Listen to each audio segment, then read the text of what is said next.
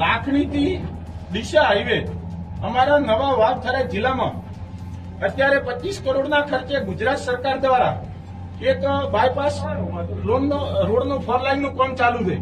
બાજુમાં service road, આ બાજુ 4 લાઈન રોડ, વચ્ચે ગટર લાઈન છે. હવે તમે વિચાર કરો કે હજુ ગટર લાઈનનું કામ ચાલુ છે. અમે અંદર આરે ગટર લાઈનમાં ઉતરીને ચકાસણી કરાતા. હવે તમે એ ના દેખો હે આ ગટર લાઈન, તમે આ બાજુ આવો હું બતાવું. દેખો હે દેખો અમે હરિયા દેખાય નહીં. દેખો દેખો આ એના ગટર લાઈન છે, આ ગટર લાઈન. હવે તમે વિચાર કરો કે આ ગટર લાઈન કેટલા દિવસ અહીંયાથી આ ટકશે.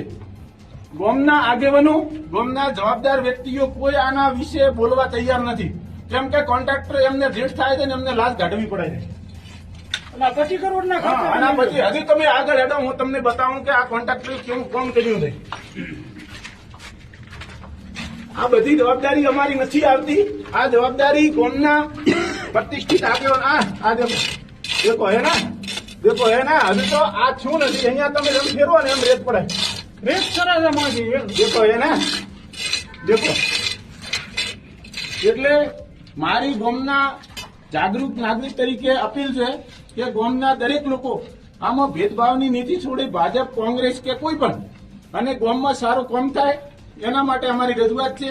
કોન્ટ્રાક્ટર જ્યાં સુધી આ કામ અમે બંધ કરાવવા માંગીએ છીએ અને જ્યાં સુધી એસ્ટિમેટ પ્લાન નહીં આપે ત્યાં સુધી અમે કામ ચાલુ કરવા દઈશું નહીં. આવી અમારી તમામ બધા અમે સાથે મળી અને અમે રજૂઆત કરાતા.